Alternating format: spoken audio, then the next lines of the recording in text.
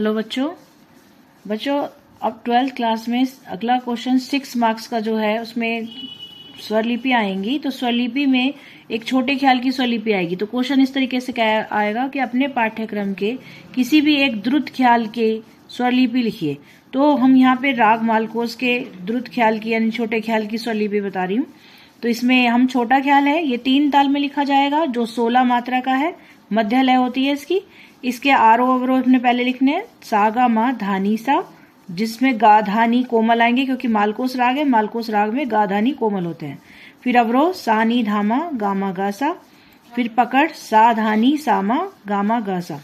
इसकी बंदिश बेटा इस तरीके से है, कोयलिया बोले अम्बुबा की डार पर, ऋतु बसंत को देत संदेशवा, नव कलियन पर गूंजत भवरा, उनके संग करत रंग रलिया। अब यहाँ हमने स्थाई के स्वर ले लिए हैं कुछ, तो ये आरोह अवरोह पकड़ से मिलते जुलते हैं, जिससे इसमें सासा गासा धामा धानी। अब धामा धानी यहाँ पर पैटर्न है मालकोस का। फिर सात 2 बार डैश, अब या तो 2 बार डैश लिखेंगे या 2 बार सा लिखेंगे। फिर धानी धामा और एक माँ और, ठीक है।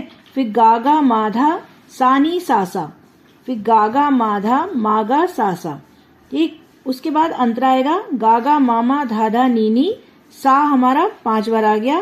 फिर धानी सा डैश। अब यहाँ पे आरोह जैसा है, जैसे सा आरोह में सा हटाकर गामा धानी सा होता है ना हमारा, तो उसमें डबल कर दिया, गागा मामा धाधा नीनी सा 5 बार, फिर धानी सा डैश। फिर नी हमारा लेंगे, नी हमारा 8 बार नी आ जाएगा, यानी 8 बार नी ले लेंगे, या फिर 8 बार एक बार लिखकर हम 7 बार डैश लगा देंगे। फिर धानी सानी धाधा मामा, बस इतना लिखना है हमें। इसके बाद इसकी स्वरलिपि लिखेंगे। स्वरलिपि में हम 16 मात्रा में बनाएंगे इसको, 3 ताल है तो 16 मात्रा लिखकर हम 4-4 मात्रा के इसके विभाग बनाएंगे। पहली मात्रा पर सम, दूसरी पर दूसरी ताली, 9वीं पर खाली और 13वीं पर तीसरी ताली। ये बेटा जरूर मार्क बना के आना है, इसके बिना नंबर कट जाएंगे, ठीक है। तो आपको विभाग भी बनाने पड़ेंगे। अब यहाँ पे हम सबसे पहले आप अपने शब्द लिख सकते हो या फिर आप स्वर भी लिख सकते हो। आप अपने पीछे स्वर लिख रखे हैं तो आप सीधे स्वर उतार दो। सा सा गा सा धामा धानी सा 2 बार डैश, फिर धानी धामा मा, फिर गागा माधा सानी सासा, गागा माधा मागा सासा, ठीक है। अब यहाँ पे वर्ड लिखेंगे, कोयलिया बोले आम्बू बा आ की डा आर पर, ऋतु बसा अंत को ओ दे एत संदेश वा आ, ठीक है। अब इसका अंतरा देखिए, वही हमने लिखा था, हमने गागा मामा धाधा नीनी सा हमारा 4 बार आ गया, या तो डैश लगा दिया या फिर हम इसको सा सा सा लिख देंगे, गानी सा डैश। फिर नी जो है हमारा 8 बार नी आ गया, या एक बार नी लिखकर डैश भी लिख सकते हैं, मैंने दोनों तरीके से इसलिए लिखकर दिखाया है।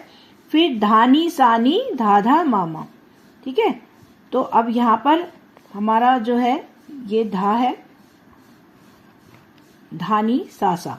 अब यहाँ पे लिखेंगे, नव कलियन पर गूंजत भव रा, फिर उनके ए सा अंग करत रंग रलिया। बेटा आपको ये ध्यान रखना है कि आपकी जो पहली लाइन है वो 9वीं मात्रा से शुरू होगी। जैसे कोयलिया बोले अम्बुआ की डार पर, तो आपको 9वीं मात्रा से स्टार्ट करके आपको 8वीं मात्रा पर उस लाइन को खत्म करना पड़ेगा। दूसरी लाइन आपकी 9वीं मात्रा से ही स्टार्ट होगी और वो भी 8वीं पर खत्म होगी। जहां पर आपके एस या कोष्टक लगा रखे हैं, ये आप इधर उधर थोड़े से कर सकते हो, तो आप हर वर्ड को अलग अलग तोड़ दो, ठीक है। तो उनको तोड़ने के हिसाब से अब आप जहां पे एस लगना है, जैसे बा आ डा आ, तो यहाँ पे हमारे 2 बार एस लगा है बस पूरी लाइन में। अब यहाँ पे बसंत में एक ऐसा है, को में एक ऐसा है, दे में एक ऐसा है और लास्ट में एक ऐसा है। अगर एक आध इधर उधर ऐसा आप भूल जाओ या रह जाए तो आप कोई दिक्कत नहीं होती।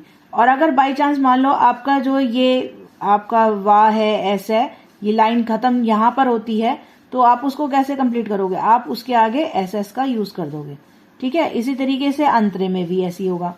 और अगर आपका स्वर भी इधर उधर एक आध हो जाए तो कोई दिक्कत नहीं है उसमें, बस राग मालकोस के ही स्वर होने चाहिए, गाधानी कोमल होना चाहिए।